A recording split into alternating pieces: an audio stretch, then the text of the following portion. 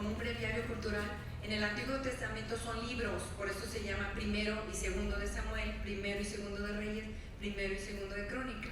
Pero acá son cartas, por eso decimos primera y segunda de Corintios, primera y segunda de los Tesalonicenses, son las cartas de Pablo a ellos. Y aquí estamos entrando en la de Filipenses. Y si me puedes poner la primera, Caleb, por favor.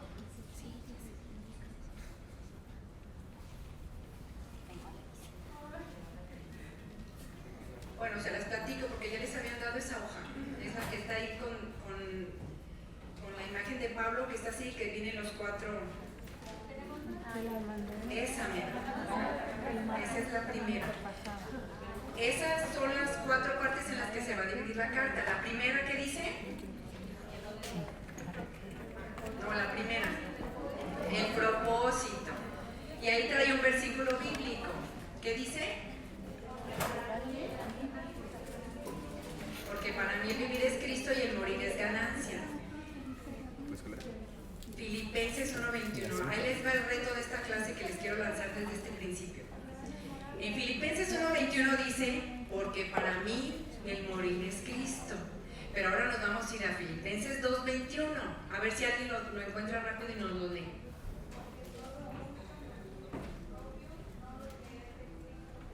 ¿Oyeron? Porque cada quien busca lo suyo propio. En otra versión dice, cada quien busca sus propios intereses. ¿Se fijan la diferencia? Y el reto es, ¿cómo quieres vivir? ¿Vivir para Cristo? Como Filipenses 1:21. O Filipenses 2:21, vivir para tus propios intereses, para tu propia manera de vivir. Este es el reto que desde el principio nos está mandando Pablo. Y no se les va a olvidar porque es 1:21 y 2:21. Y siempre tenemos que recordar, ¿para quién vivo? ¿Para Cristo? ¿O para mí misma, para mis intereses, mis deseos, mis anhelos, mis expectativas? Y ese es el primer reto. Entonces el segundo que viene ahí es el modelo de la vida. Nosotros ya le agregamos el gozo de encontrar ese modelo para vivir.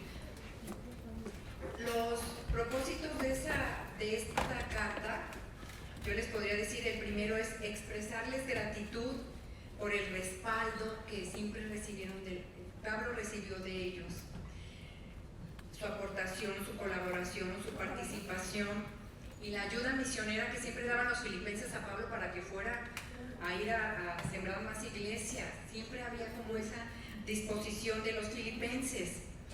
Entonces, ese propósito de esa carta fue porque Epafrodito, ya también lo comentó Adriana en la clase pasada, Epafrodito vino a visitar a Pablo a traerle un dinerito, a traerle una ayuda y dijo, pues ahorita aprovecho y les escribo yo una carta para decirles cómo estoy, porque pues imagínense no saber cómo estaba Pablo. Y entonces él escribe esta carta primero para expresarles gratitud. Fíjense cómo la atención de Pablo no estaba en sí mismo, en su situación, en su condición, en su limitación. Él estaba próximo a morir, a ser muerto por predicar el Evangelio, y él estaba gozoso pensando en nosotros. Él no pensaba en sí mismo, pensaba en los demás. Y entonces otro propósito de esta carta es que quería reconocer cómo servían con él, cómo siempre estaban en unidad, sirviendo juntos. No era que Pablo sirve, servimos juntos, siempre había esa unidad. También decirles cómo se encontraba, que estaba bien, que estaba contento, que no se preocupaban, que las cosas iban bien, que Jesús estaba con él y él estaba contento. Otro propósito era contarles sus planes de enviarles a Epafrodito y a Timoteo, porque su idea era mandarles a Timoteo, pero primero a Epafrodito con la carta y con las cosas que les quería compartir. Y otro propósito de la carta era promover la unidad de la iglesia y una actitud de servicio en ellos, o sea, que se mantuvieran en ese amor, en ese compañerismo, en esa unidad y en ese servicio. Y siempre, muchos versículos que vemos en toda esta carta hablan de esa unidad de nosotros. Por ejemplo, en el 1:5 dice, vuestra participación en el Evangelio desde el primer día hasta hoy, participando juntos. Todos nosotros somos participantes de la gracia, luchando unánimes por la fe del Evangelio. En el 2.22, sirvió conmigo en la propagación del Evangelio como un hijo sirve a su padre. En el 2.25, mi hermano, colaborador y compañero de milicia. En el 4.15, ninguna iglesia compartió conmigo en cuestión de dar y recibir, sino vosotros. ¿Se fijan? Siempre habla nosotros, estamos, participamos, estamos en la milicia, servimos. En todo este hilo conductor van a ver esa unidad, ese compañerismo. Ahora, por ejemplo, cuando Epafrodito le trajo dinero a Pablo, pues no de cualquiera recibía aportaciones financieras, Pablo. Y eso es porque, por ejemplo, de los corintios no recibía porque los corintios cuestionaban el apostolado de Pablo. Entonces lo acusaban de hacer cosas por dinero. Entonces imagínense, pues claro que no iba a poder recibir una colaboración económica de ellos porque iban a decir, mira, pues ese es su interés. Por eso hacía tiendas y trabajaba con sus manos y él sacaba su dinero para proveer lo que se necesitara. Y tampoco de los tesalonicenses, porque de los tesalonicenses algunos de ellos no trabajaban, porque se sentían muy espirituales y dejaban su trabajo por servir al Señor.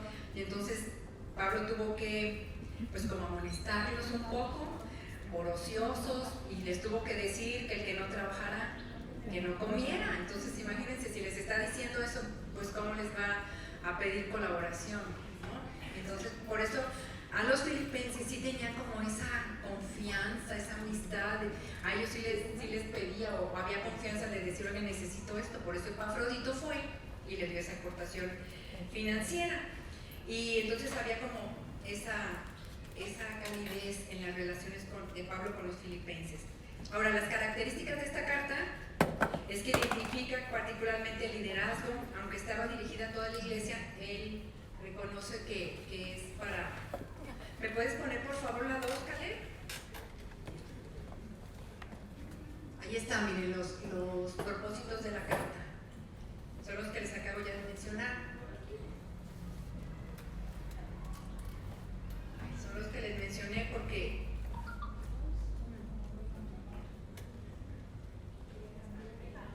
ahí va. Después de estos propósitos de su carta vamos a analizar las características, ¿sí? Que están en la diapositiva 3, la que sigue, Caleb, que identifica el liderazgo.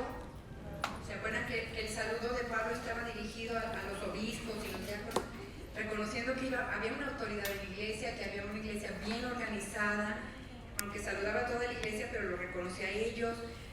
Pero lo más importante que yo no sabía, que acabo de descubrir, es esto del capítulo 2. Estudiando el capítulo 2 me di cuenta que contiene un himno, que esa fracción del capítulo era un himno que cantaban sobre la humillación y la exaltación de Cristo, que está en el capítulo 2 del 5 al 11. Entonces es bien especial. Yo no me imagino cómo sería ese himno. Yo le lanzo el reto a las que saben composición y música. Estaría bien padre que le pusieran una música y nos la enseñaran. Hay muchos cantos que se parecen, que se refieren a esta etapa, pero así como viene, ese era un himno. Luego, también otra característica de esta carta es que tiene algunos de los pasajes más importantes para la vida del cristiano en el Nuevo Testamento. De todo el Nuevo Testamento, aquí tiene aspectos muy claves. Por ejemplo, el que acabamos de leer, del 1:21, pues para mí el vivir es Cristo y el morir es ganancia. O el 2:12 y 13, así que, amados míos, tal como siempre habéis obedecido no solo en mi presencia, sino ahora mucho más en mi ausencia, ocupaos en vuestra salvación con temor y temblor, porque Dios es el quien obra en vosotros tanto el querer como el hacer por su buena voluntad. También está el 3, del 12 al 14, no que ya lo haya alcanzado ya, o que ya sea perfecto, sino que sigo adelante, a fin de poder alcanzar aquello para lo cual también fui alcanzado por Cristo Jesús. O el del capítulo 4, del 11 al 13, que dice, no que hable porque tenga escasez, pues he aprendido a contentarme, cualquiera que sea mi situación. Sé vivir en pobreza, sé vivir en prosperidad. En todo y por todo he aprendido el secreto, tanto de estar saciado como de tener hambre, de tener abundancia como de sufrir necesidad. Y ahí viene el versículo que muchos se saben de memoria. Todo lo puedo en Cristo que me fortalece. ¿Se fijan? Tiene pasajes muy importantes para nuestra vida cristiana, para que esté fortalecida en Él. Luego, la que sigue, Caleb. viene es la estructura de la clase, que es lo mismo que tienen en su hoja. Nada más que nosotros ya le llamamos en el capítulo 1 el gozo en el propósito de la vida. Y ahí viene ese versículo que es el más importante. Yo les sugiero que se lo memoricen, que memoricen un versículo de cada capítulo. En este caso, el del capítulo 1, Filipenses 1:21, el del capítulo 2, Filipenses 2:5. Haya pues en vosotros este sentir que hubo también en Cristo Jesús. La que sigue, luego el capítulo 3, gozo en el premio de la vida. Filipenses 3:14, prosigo a la meta, el premio del supremo llamamiento de Dios en Cristo Jesús. Y del capítulo 4, que se trata de gozo en el poder de la vida, que se aprendan, bueno, ya muchas se lo saben, Filipenses 4:13, todo lo puedo en Cristo que me fortalece. Entonces, aquí vemos cómo nos vamos a enfocar en el capítulo 2 y vamos a ver la estructura que tiene este capítulo, que tiene cosas muy, muy importantes y que les quiero yo compartir. ¿La ponemos la que sigue? Fíjense cómo empieza. Así empieza. Por tanto, si hay alguna consolación en Cristo, si algún consuelo de amor, si alguna comunión del Espíritu, si algún afecto entrañable, si alguna misericordia, yo les quiero preguntar, y esto nos dimos cuenta Adriana y yo cuando estábamos preparando la clase. Les digo que cada una de ustedes estuvo en nuestra oración. Tuvimos un día de ayuno, de oración, estuvimos como 3 horas orando por cada versículo, por cada mujer, por cada persona que va a estar recibiendo, y fue una manera especial de preparar esta clase. De verdad, decíamos, es una carta que Pablo les da a sus amados, y nosotros queremos transmitir ese amor a ustedes de parte de Dios para que sepan que las estamos cubriendo en oración. Pero cuando empezamos a leer el capítulo 2, que dice si alguna, ahí nos paramos. ¿Qué les suena a ustedes el si alguna o si alguno? ¿Pero qué significa la palabra alguna? Ahí nos brincó el alguna. ¿Saben qué nos sonó? Poco, poquito. Si alguna, si tienes un poquito, con poquito trabaja Dios. Y ahí las maestras tienen algo para ustedes y ahorita se las van a repartir, por favor. Tienen un detallito que van a tener ahí. Ya, ahorita se las dan, por favor. A ver, ¿quién ya vio qué es? Semilla de mostaza. Una semilla de mostaza. Y se las queremos dejar como recuerdo para que la tengan ahí. Es como si alguna. ¿Se fijan? Si ustedes tienen fe, como dice en Lucas 17:6 o en Marcos 4:31, si tuvieras fe como un granito de mostaza, si alguna, ¿se fijan? Alguna. Si tú tienes fe como esa semillita, ve qué tamaño, por eso se las pegué en el papelito porque se les iba a perder si se las damos en la mano. Ténganla en su Biblia como separador o ténganla en alguna parte donde se recuerden, si alguna. ¿Qué está pidiendo Jesús? Poquito. Y a muchas de nosotras como mujeres a veces nos cuesta acercarnos a Jesús y creer en Él porque decimos, es que tengo muchas cosas que me faltan. ¿Cómo me voy a acercar a Él si tengo todo este bagaje en mi historia y en mi corazón y en mi mente? Mejor primero arreglo ciertas cosas y luego ya me acerco cuando yo ya esté un poquito mejor, que ya tenga como más limpieza en mi vida o que tenga otra actitud y ya me voy a venir a acercar a Él. Jesús te está diciendo, ven, si alguna, con poquito yo trabajo. Yo creo que todas nosotras tenemos fe en un creador, ¿no? Si vemos, ahí no podemos negarlo con esas maravillas de la creación del universo, cómo Dios hizo esas maravillas de amaneceres, de atardeceres, los mares, las cascadas, los ríos. Es una maravilla, cómo el universo sostenido por su poder, los planetas, desde lo más grandioso hasta lo más minúsculo, las que son doctoras, el ADN, la célula, la información genética en una celulita. ¿Cómo no creer en un Dios que es nuestro creador? Eso ya es una semillita, eso ya es un poquito de fe. Pero si aparte tú crees que Dios te ama, que Dios te dio la vida, que no eres un accidente, que no eres casualidad, que Dios te dio la vida, Él decidió que nacieran, como hayan sido, con quien hayan sido, Dios lo decidió y te dio la vida. Eso ya es otro poquito de fe. Pero si aparte yo creo que Jesús es mi Salvador, que vino a dar su vida por mí, pues ya tengo más fe. ¿Se fijan? Ya no es nada más esa semillita de mostaza. Con alguna disposición que tú tengas en tu corazón y le digas, Señor, aquí está mi poquito, aquí está mi alguna, porque yo no siento mucha fe, yo me siento confundida, me siento agobiada, me siento triste, me siento desesperada, me siento perdida, pero tengo alguna, Señor, porque creo que tú eres Dios, que tú eres el Señor, que tú eres mi creador, el que me da la vida. Entonces, con ese poquito, Dios ya va a hacer muchas cosas.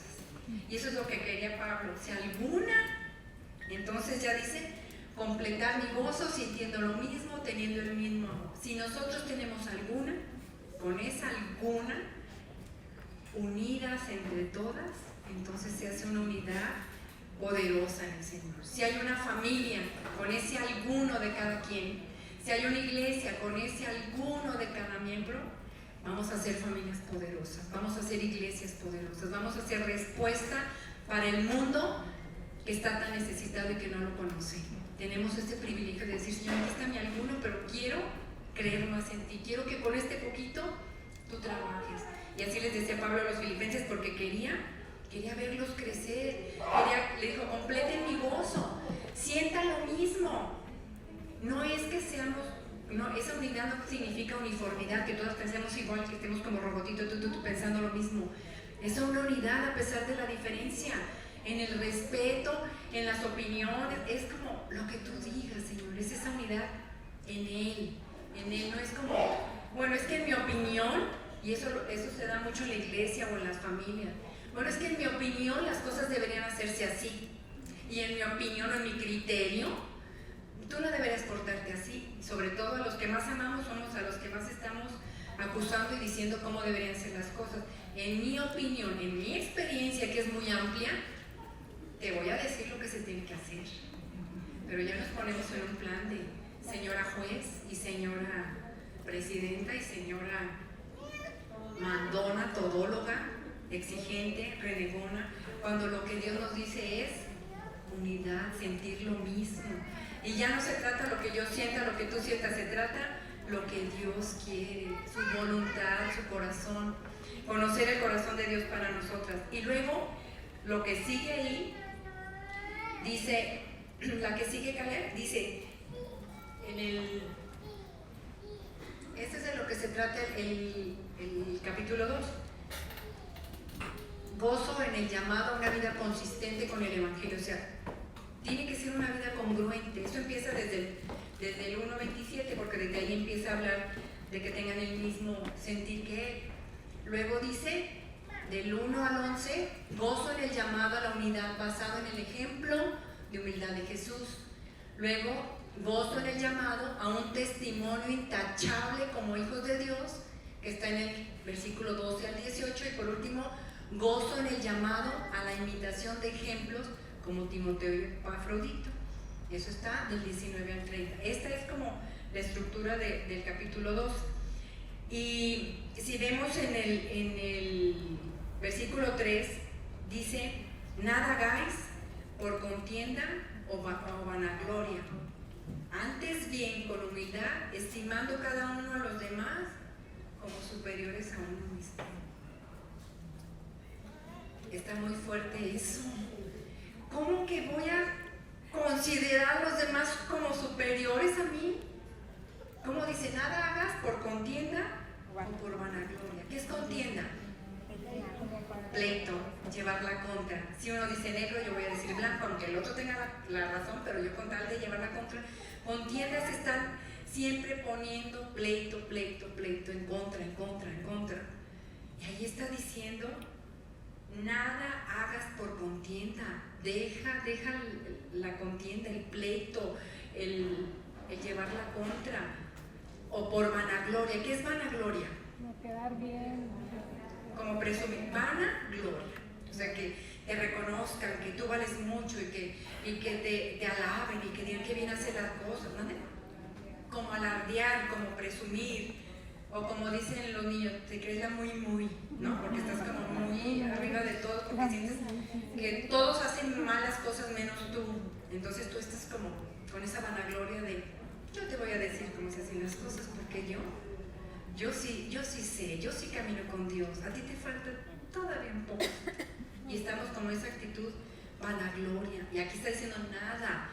Qué tremendo de sentirte vanagloriosa te manda a ver a los demás como superiores a ti mismo. Y está hablando a todos, no nada más a los que te caen bien, a los que tú amas, a todos. Que consideremos con humildad cada uno a los demás como superiores a nosotros mismos. Entonces esto está bien fuerte, pero Dios quiere que seamos así. Luego la siguiente, Caleb, ahí viene la que... bueno, no, si quieres esa no.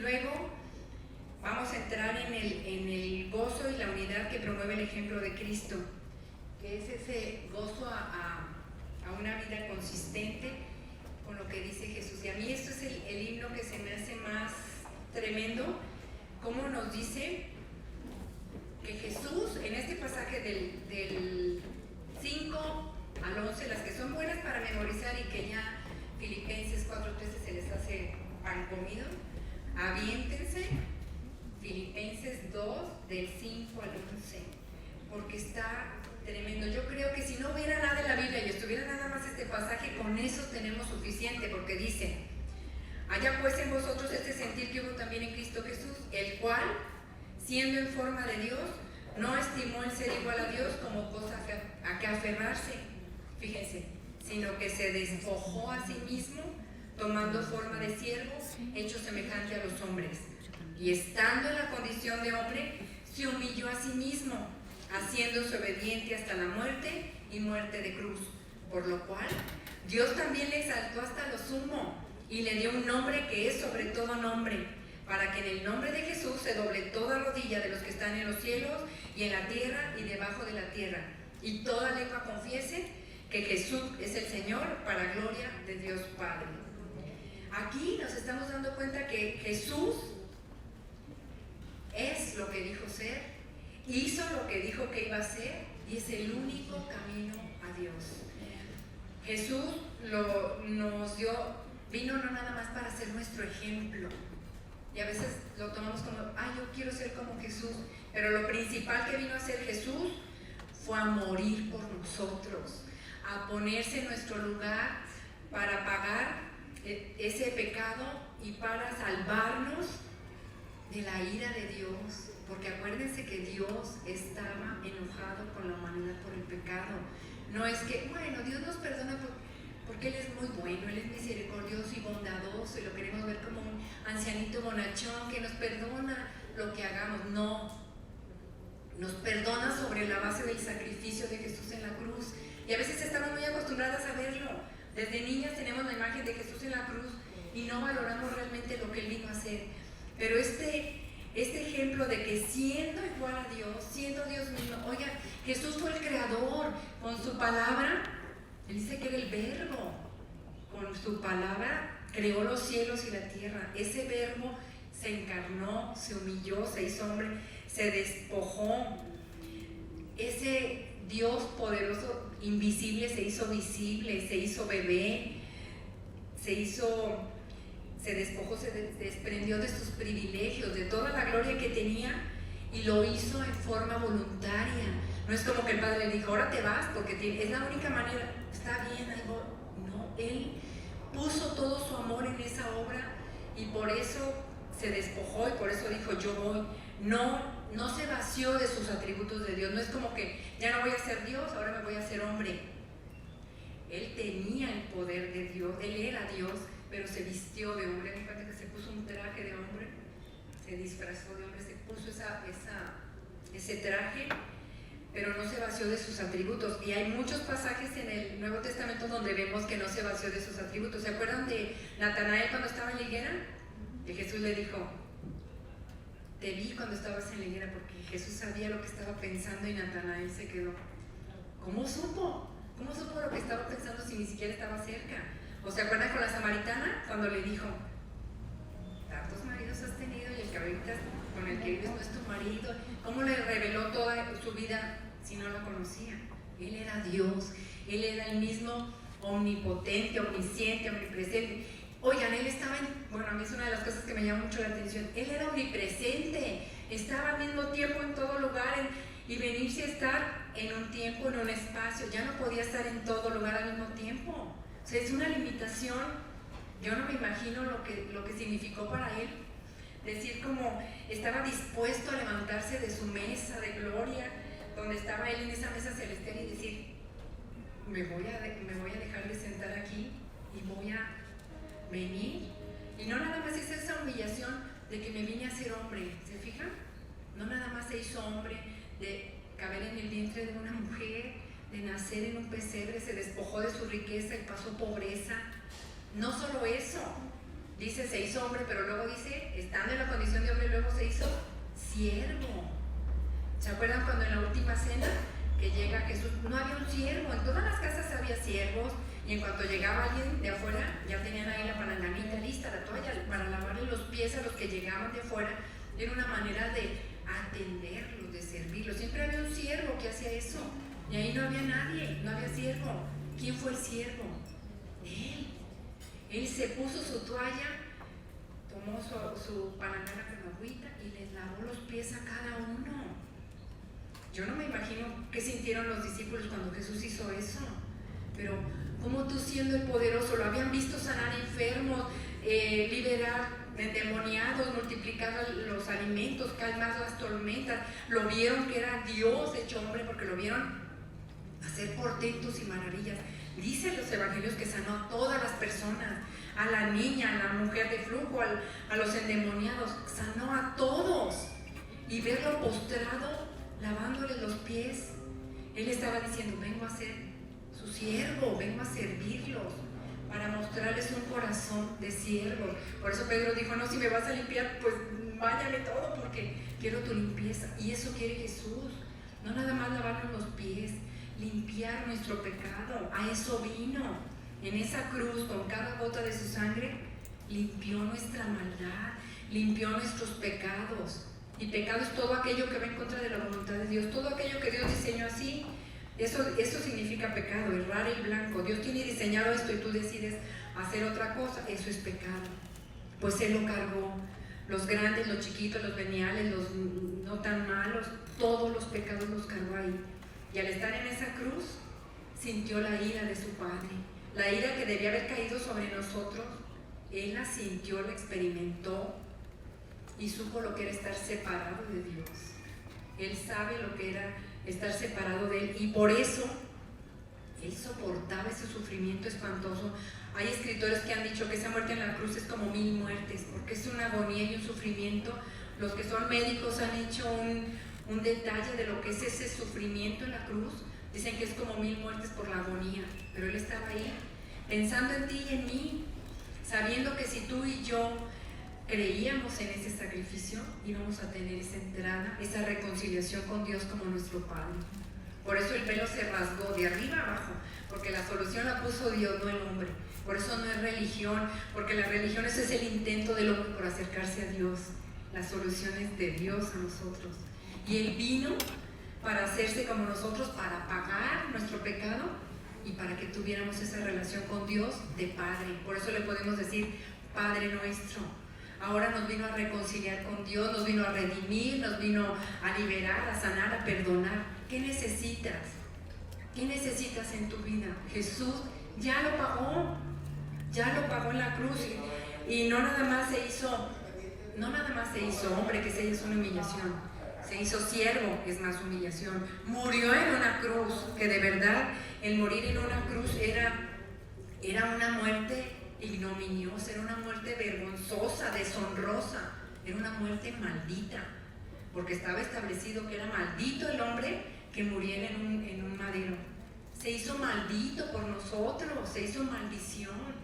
O sea, no nada más se hizo hombre, se humilló a ser siervo, luego se humilló a ser obediente, porque fue obediente toda su vida. Imagínense, sujeto.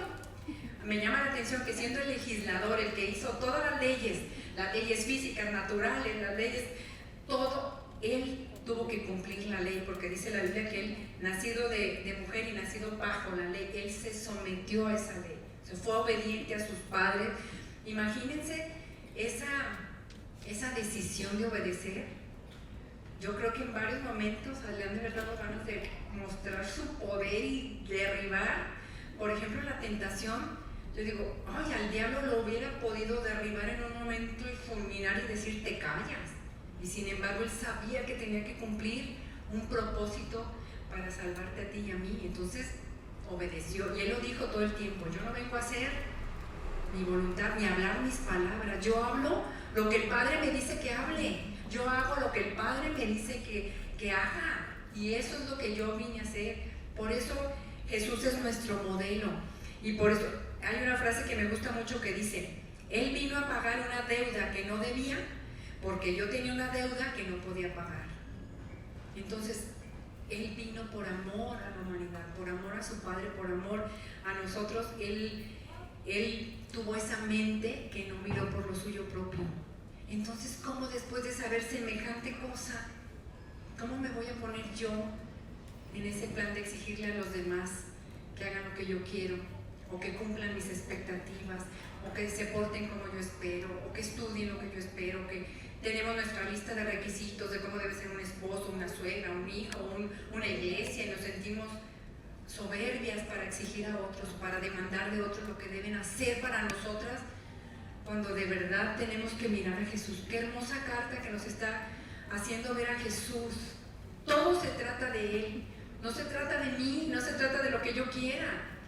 Y de veras, estamos viviendo un tiempo muy especial como mujeres, porque ahora las mujeres están bien empoderadas, ¿no? Esa frase, esa palabra ya se nos metió, pero a unas hasta los tuétanos ya se sienten empoderadas, y es como de veras que están en su santo trono haciendo su santa voluntad, y todos al chasquido que ella marca, todos quieren marchar.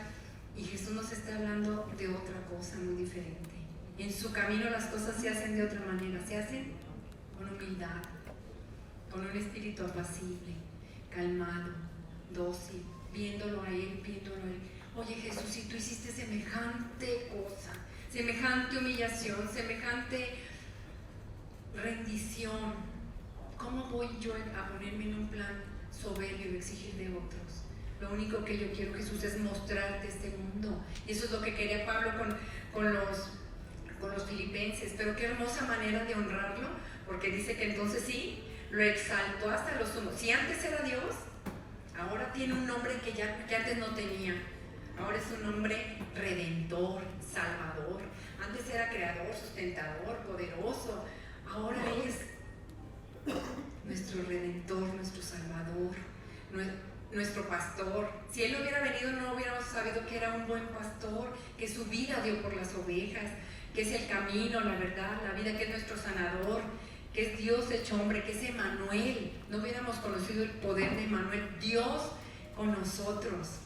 Y entonces, por eso, teniendo a Jesús en nuestro corazón, entonces sí podemos hacer todo lo que viene. Después de haber visto ese modelo de Jesús, viene en el versículo otra vez, en el 13. Se me hace bien especial, eso también es de los que tenemos que memorizar. Porque Dios es el que en vosotros produce así el querer como el hacer por su buena voluntad. Oye, es que no quiero. Pues aunque no quieras, Dios puede hacer que sí quieras. Y así muchas veces le tenemos que decir al Señor, Señor, no quiero. Produce tú en mí el querer, porque de verdad me está costando mucho trabajo. Y pone tú completa la frase, me está costando mucho trabajo perdonar, saludar, servir, atender, conocer, no sé, educar, formar. ¿Qué te está costando trabajo? Dile, Señor, aquí dice que tú produces el querer. Entonces tú produces ese querer en mí. Quiero servirte, pero no sé cómo. Pues Él te va a decir, te va a dar el querer y te va a dar el cómo hacerlo, el poder para hacerlo. Él te va a dar esa capacitación para hacerlo. No nada más te va a poner el querer, te va a dar todas las herramientas para que lo hagas, te va a dar esa actitud. Entonces Dios no quiere como que actuemos por sentimientos. Es que no me nace, pues aquí no lo siento. Me permites hasta que lo sienta, yo ya voy a reaccionar. No es así. ¿Se imaginan a Jesús diciendo, no me nace todavía morirme, me esperas otro poquito? Cuando estaba ya en la agonía, que estaba sudando gotas de sangre de ese dolor, porque Él sabía lo que iba a pasar. Mejor no, como que ya siento que me tengo que esperar otro poco. No, él se sometió y lo hizo. Entonces nosotros tenemos que deber hacer así, que dejando que él haga que produzca en nosotros el querer como el hacer. Pero luego vuelve a decir ahí, en el 14, hacer todo sin murmuraciones y contiendas. Otra vez nos vuelve a mencionar esa palabra. ¿Por qué será? ¿Por qué nos vuelve a decir las contiendas? Porque es muy fácil. Así como bien dice, nos la pasamos del chongo. Nos encanta estar peleando. Hasta en la manejada, en el súper, nos encanta ir peleando. Nos hemos vuelto, como decía una sobrina, muy peleonas. No, el mundo no se va a ganar a pleito, ni con fuerza, ni con golpes, ni con palabrotas, ni con ofensas. Se va a ganar sin contiendas, con tu conducta de amor, de servicio. ¿Se imaginan una familia donde todos se sirvan unos a otros? Y lo principal, una mujer que sirva. Tiene más poder una mujer que ama y que sirve. Dios va a producir esos cambios en la familia, en el matrimonio, en la iglesia, en la sociedad, cuando haya mujeres valientes que se atrevan a no murmurar, a no criticar, a no juzgar. Cada vez que vamos a usar nuestra palabra para murmurar, volteo a ver a Jesús y digo: Jesús, produce en mí el querer hablar bien de alguien, el querer alentar a alguien, el querer alentar la vida de mis hijos, edificar la vida de mi esposo, no nada más quejarme y criticar. Luego ya viene, ¿para qué? Fíjense, para que seáis irreprensibles y sencillos, hijos de Dios, sin mancha, en medio de una generación maligna y perversa, en medio de la cual resplandecéis como luminares en el mundo. Yo no sé qué maldades habría tan terribles en la vida, en el tiempo de Pablo, pero nosotros ahorita estamos viendo una generación de verdad maligna, perversa. Hay perversidades que yo jamás me imaginé saber o escuchar o que estén pasando tan cerca. Estamos en una generación malvada, perversa. Y decimos, es que ya llegamos al colmo. No es cierto. Seguimos, todavía se puede ir cayendo en cosas peores. Pero ¿para qué nos puso Cristo? Para ser luminares. Tenemos que ser como esos faros de luz que vamos como guiando a las personas.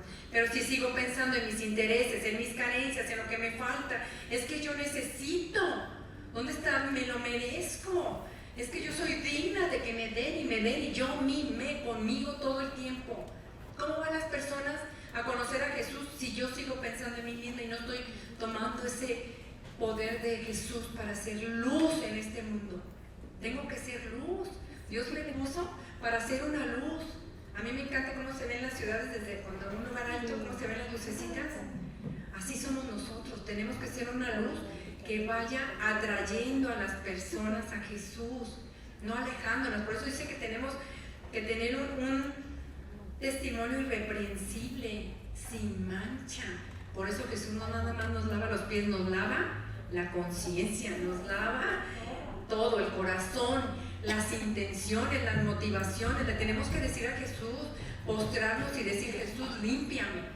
Necesito que limpies mi conciencia porque me sigo sintiendo culpable, condenada cuando tú ya pagaste por mí.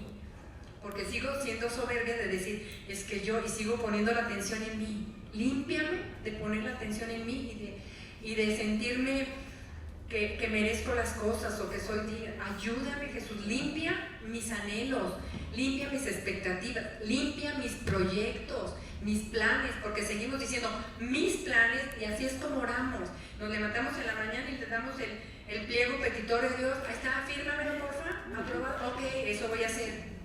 Y así queremos, ay, ¿por qué no salen las cosas como yo espero? Porque no tenías que hacer tus cosas. Tienes que ir con tu hojita en blanco y decirle: Señor, escribimos, díctame lo que quieres que haga. Pero para eso se necesita una relación. Y eso es lo que Pablo nos está mostrando en esta carta, especialmente en este capítulo 2. Jesús quiere tener una relación contigo profunda, cercana, y eso es lo que está diciendo Pablo. Y para esa relación cercana y profunda se necesita oración. Necesitamos orar más. Pero es tremendo que a veces dices: ya llevo 5 minutos, ya con eso, y ya no sé qué decir.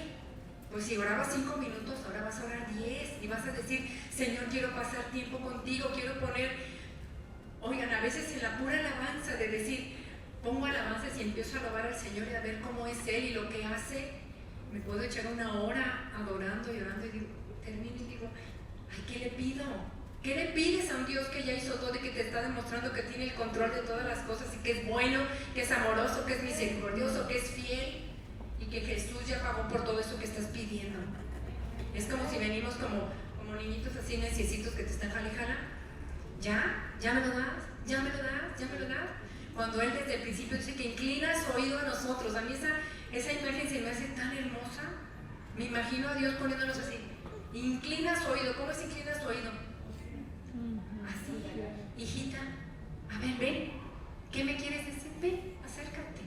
Ven, dime. Acércate a mi corazón. Ven, quédate aquí pegadita a mi corazón. ¿Escuchas mis latidos de mi corazón que laten de amor por ti? Ven. Escucha lo que tengo que decirte, no te preocupes, no tengas ansiedad, no temas, aquí estoy contigo. ¿Que no ves quién está contigo? No seas como los de Emaús que allí iban con Jesús y seguían llorando y en ese lamento. A veces así vivimos, como esos caminantes de Emaús. Ay, pobre de mí, yo no sé qué va a pasar con la situación, la incertidumbre, la desesperanza, la desilusión, la traición, ya no sé qué voy a hacer con mi vida. Cuando Jesús te dice, aquí estoy. Ven, refúgiate en mí, pasa tiempo conmigo, lee mi palabra. Y eso que hicimos Adriana y yo se los recomiendo. Tomen ahora con estos 4 capítulos de Filipenses, y que no vamos a tener clase la semana que entra, aprovechen este tiempo para leer capítulo 1, capítulo 2, capítulo 3 y vayan orando por cada versículo. Así le hacíamos Adriana y yo. Leíamos un versículo y orábamos por ese versículo. El que sigue y orábamos por ese versículo. Y en cada palabra que estás haciendo, la vas haciendo oración, la vas haciendo vida, se va haciendo parte de tu caminar, de tu decidir, de tus reacciones. Si tú pasas tiempo con Jesús y lo amas y lo escuchas, no vas a reaccionar en esa forma violenta que normalmente reaccionamos muchas de nosotros cuando algo no sale como esperamos o cuando alguien reacciona de una manera incorrecta con nosotras. Nuestra manera de reaccionar siempre es tremenda. Cuando pasas tiempo con Jesús, estás mostrando a Jesús. Se nota quién pasa tiempo con Jesús, se nota en su manera de relacionarse. No está con chismes, con murmuraciones, con contiendas, está con amor para edificar, para alentar. Y eso lo hizo ya en la última parte del capítulo 2, cuando menciona a Epafrodito, que lo manda. Él quería mandar a Timoteo primero, pero primero dijo, voy a mandar a Epafrodito. Y ¿saben? Epafrodito tenía un corazón sacrificial. Él era un siervo que lo que le decían, hacía. Que estuvo, dice ahí en Filipenses que se había enfermado y casi se muere. En el 27 dices tú, pues en verdad estuvo enfermo a punto de morir.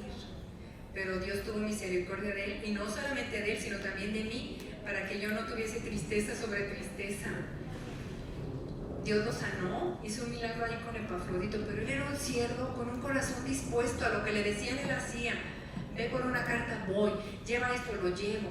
Imagínense una familia que funcione así, que seamos como Epafroditas, que lo que nos dicen hacemos, y no cuestionamos, y no estamos renegando, sino lo que tenga yo oportunidad de hacer, lo que Dios me va mostrando, lo hago, pero no renegando y de mala gana, sino contenta porque estoy sirviendo a los demás. Ahora, Timoteo, por ejemplo, Timoteo era muy cercano. Aquí a Epafrodito le decía hermano, colaborador, en una relación de amistad cercana, pero a Timoteo lo veía como un hijo. Timoteo siempre estuvo con él. Y se acuerdan que Timoteo, después también pueden leer las cartas a Timoteo que son preciosas, pero Timoteo fue criado, educado desde chiquito por su madre Eunice, por su abuela Loida, estaba formado en las escrituras.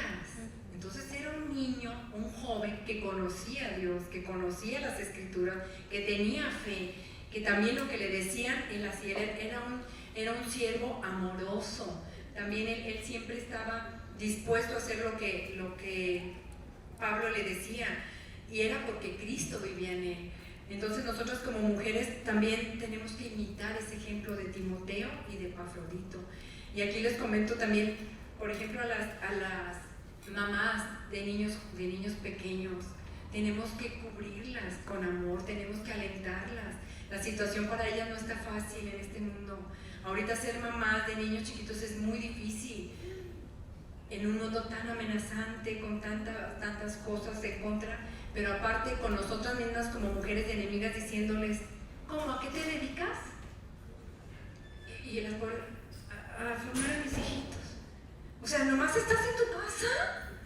¿En serio no haces nada? Pero si tú tenías doctorado, no sé qué y no sé cuánto, ¿cómo que estás en tu casa? Pero qué desperdicio de mujer. Y todavía los bebés ni siquiera los han destetado y ya están separados de la mamá porque ella, no, es que tú te tienes que realizar, tú necesitas tu espacio. Y a veces las abuelas son las que alientan, no, es que tú tienes que seguir tus planes, tus sueños, yo te lo cuido, mijita, tú síguele, tú prospera y sirve y realízate como mujer. ¿Qué hubiera pasado si esto le hubieran dicho a la mamá de Timoteo? Si Timoteo se hubiera quedado en guardería o ahí con quién sabe quién. No menospreciemos lo que hacen las mamás jóvenes con sus hijitos. Están formando Timoteos, están formando Pablos. Entonces cuando alguien, si tú eres mamá de bebecitos o de niñitos chiquitos y te digan ¿a qué te dedicas? A formar Timoteos y Rebecas y Déboras y mujeres y hombres de Dios que van a cambiar este mundo. No las tratemos con desprecio, al contrario, alentémoslas a que sean, a pastorear el corazón de sus hijitos. ¿Cómo creen que se pegue el corazón de un hijito a su mamá?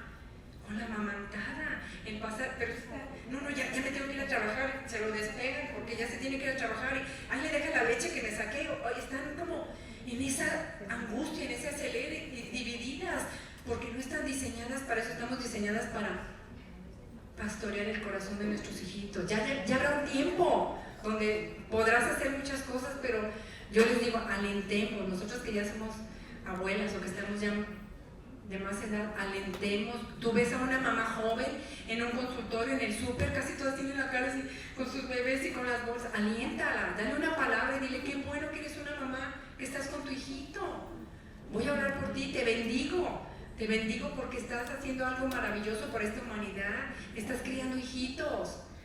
Hay que valorar lo que hacen las mamás jóvenes, pero ahora hasta los niños son más rechazados que los perros. Ya todos los lugares son pet friendly, pero niño friendly no. Los niños están como, ay no, ¿vas a traer a tus niños? Mejor no vengas.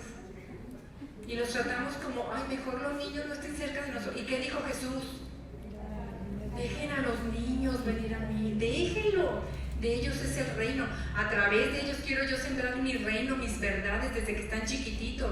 Por eso nosotros como mamás, como abuelas, como tías, tenemos niños cerca, podemos ser esa influencia como Pablo y Timoteo, que no nada más era su hijo biológico, no tuvo hijos, pero tuvo hijos espirituales. A lo mejor tú no tienes hijos, pero puedes tener hijos espirituales, o puedes estar en una etapa en tu vida en que puedes tener hijos espirituales y estarles dando la palabra, ministrando, creando esperanza en esos niños, en esos jóvenes, darles palabra de esperanza. ¿No ven los pobres jóvenes ya cada vez traen los pantalones más abajo? La mochila como que les quieren empujar para dar el paso, porque no quieren dar pasos.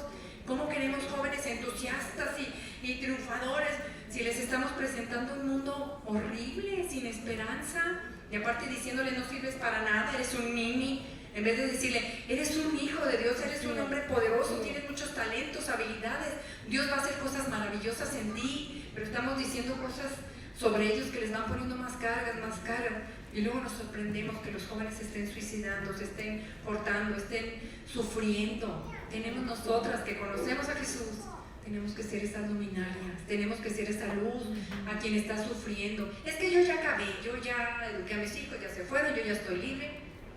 Nuestra tarea no se termina hasta que nos vayamos de aquí, de esta tierra, ¿verdad? Mientras estemos aquí, de veras, pídele al Señor, muéstrame dónde quieres que te sirva, a quién quieres que le dé una palabra. Nuestra vida es para invertirle en los demás, para servir a otros. Así es como Pablo nos está enseñando. Y vaya que él sirvió, él pasó cosas difíciles, terribles, no es justificación, porque en medio de las cosas contrarias, de las tribulaciones, de las traiciones, de las pruebas, de las circunstancias adversas, enfermedades, tragedias, ahí es donde más dependes de Dios. Si no, ni te acuerdas que hay un Dios. Ante los, ¿cómo se llaman? Las tragedias o los terremotos o los tsunamis o los coronavirus 19, porque ya van en el 19, imagínense cuántas cepas llevan ya, cuántas mutaciones ha tenido, ya vamos en el 19. O sea, sí es una amenaza, sí hay amenazas reales, pero es una manera de decir, Señor, yo sigo afanada buscando mi vida cuando nos falta reconocerte a ti. No te hemos tomado en cuenta para las decisiones ni de mi matrimonio, ni de mi familia, ni de mi iglesia, ni de mi nación, pero eso sí te reclamo, porque a mí, cuando decir, Señor, en medio de ese sufrimiento, voy a buscarte, voy a tener ese gozo de estar viva, de ser un instrumento tuyo y de ser portadora de estas buenas nuevas.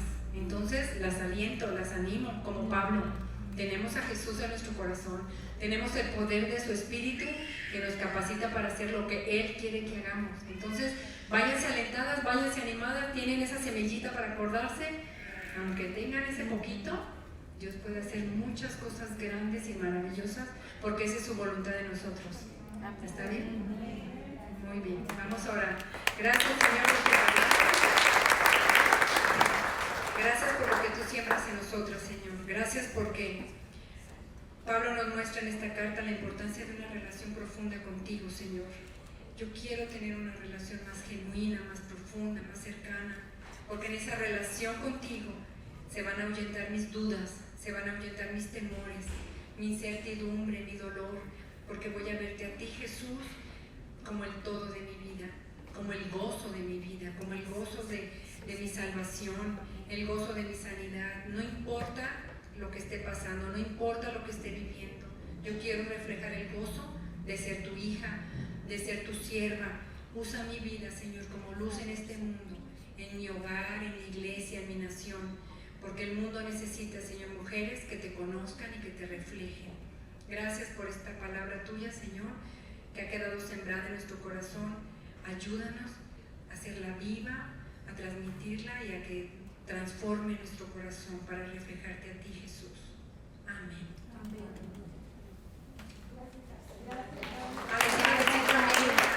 La hojita que tiene, la de las 4 columnas, en este tiempo que van a estar leyendo Efesios 1 y Efesios 2, por ejemplo, en Filipenses 1,